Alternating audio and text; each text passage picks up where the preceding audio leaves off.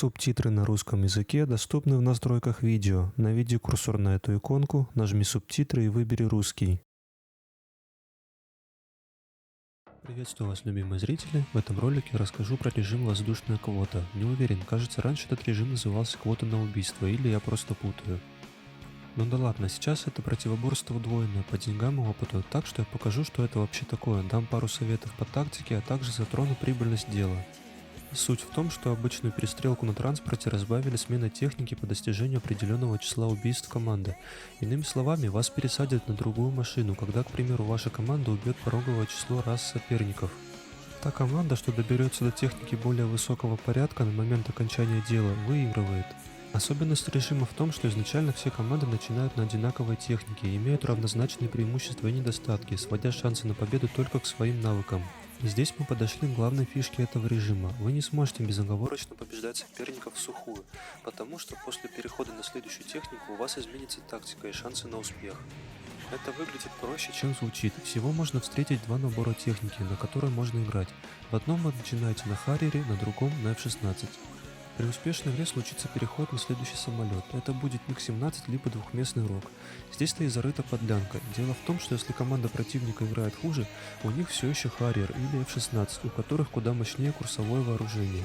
Поэтому данное обстоятельство будет вас сильно сдерживать, не позволяя идти в лобовую на МиГе или РОГе, потому что у последних двух пулеметы куда слабее. И так далее. Ваша техника будет меняться от ступени к ступени, как только вы собьете пороговое значение.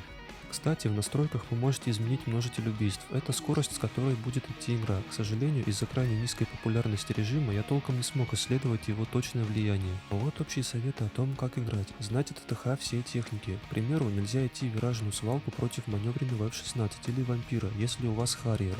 Вас могут перекрутить и сбить. В этом случае вы можете рассчитывать на лобовую с шансом выжить 50 на 50.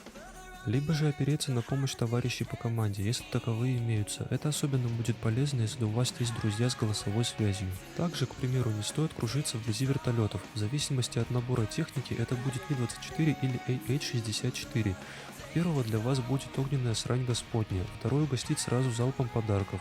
Вы постоянно должны понимать, какой против вас соперник, автоматически принимая решение в пользу той или иной тактики. Здесь можно привести кучу советов, исходя из первоначальных вводных данных по технике, расположению, числу сторон и даже времени суток и погоды. В одно небольшое видео все не уместить, гораздо эффективнее для вас будет постигать все тонкости с друзьями.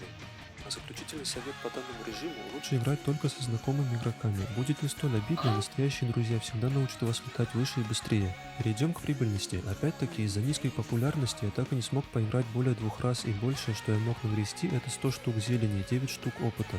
Это было при 2 раундах и лишь 3 игроках, спасибо ебанутому хосту. Награда легко может быть и в 150 косых, если будет 3 или 4 раунда, особенно если наберется хотя бы 2 на 2 и сражение станет ожесточенным.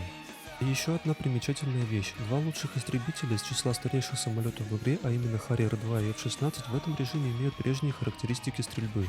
Иными словами, у них свои оригинальные пушки, не как в свободном режиме после обновления 12 июня 2023 года. И здесь нет нового истребителя. По какой-то причине они не стали добавлять его в этот режим. Это не выглядит странно, потому что игроки не получают выгоду в виде денег или опыта за то, что могли бы проводить бои на F-35 против старой техники. Вместо этого они делают это без прибыли в открытых сессиях. Разрабы делают много чего, чтобы игроки исследовали разные вещи с меньшей пользой, чем могли бы.